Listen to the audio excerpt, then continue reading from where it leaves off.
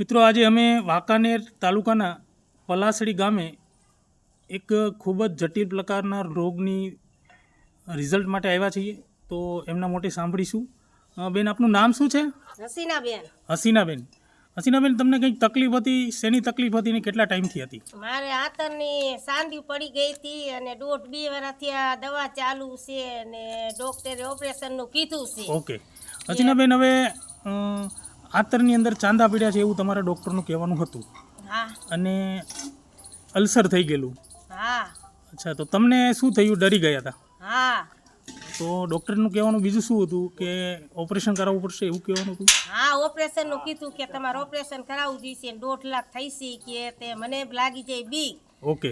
એટલે કીધું આપણે ઓપરેશન કરાવવું નથી કીધું. અચ્છા. એટલે કીધું આ ચાલુ દવા છે, ફેર પડે તો ભલે, નકર પછી કીધું બીજું કરી કીધું. અચ્છા, અત્યારે તમને શેનાથી સારું છે? તમે થોડાક સમયથી શું પીવો છો?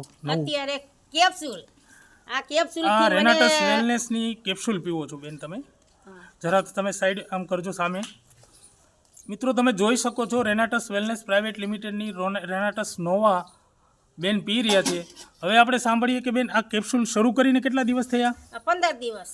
અચ્છા, હવે 15 દિવસમાં તમને શું શું તકલીફમાં ફેર દેખાય છે? મને સારું લાગે છે. જમવામાં, પેટનો દુખાવામાં, ગેસમાં, બધી રીતે હાથ પગમાં મને બહુ સારું લાગે છે. આનેથી ઉલટી થઈ જતી હતી? સાંજ સવાર ઉલટી નથી થતી. બરાબર, પેટ ભારે નથી થતું? ના, નથી થતું. બરાબર. અત્યારે તમને એવું લાગે છે કે મારા પેટમાં કંઈ છે જ નહીં એવી તકલીફ એવું લાગે છે? હા. તમે ખુશ છો? હા.